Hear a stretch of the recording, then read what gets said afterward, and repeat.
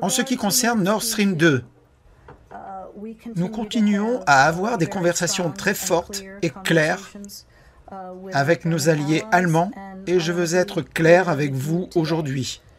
Si la Russie envahit l'Ukraine, d'une manière ou d'une autre, Nord Stream 2 n'ira pas de l'avant. Si la Russie envahit, c'est-à-dire si des troupes ou des chars franchissent les frontières de l'Ukraine, encore une fois, alors il n'y aura pas de Nord Stream 2. Nous y mettrons fin. Mais comment feriez-vous cela?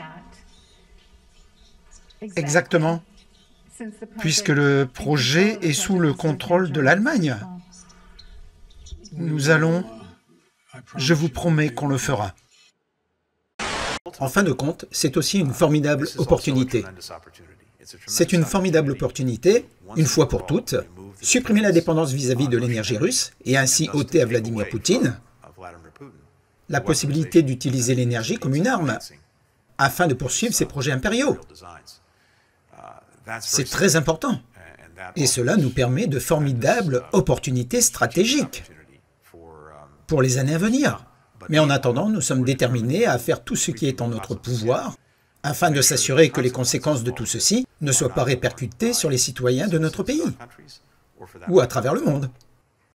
Pensez-vous que l'Allemagne a été aussi agressive qu'elle devrait l'être? Je suis une grande admiratrice de la chancelière Merkel et j'ai entendu sa déclaration lorsqu'elle était avec le président Obama à Washington. J'ai trouvé que c'était une très bonne déclaration. Mais maintenant, nous avons besoin de sanctions plus sévères. Et je crains qu'à un certain point, cela doit probablement impliquer le pétrole et le gaz. L'économie russe est vulnérable. 80% des exportations russes sont constituées de pétrole, de gaz et de minéraux. Les gens disent que les Européens vont manquer d'énergie. Eh bien, les Russes seront à court d'argent avant que les Européens ne soient à court d'énergie. Et je comprends qu'il soit désagréable d'avoir un effet sur les liens commerciaux de cette manière.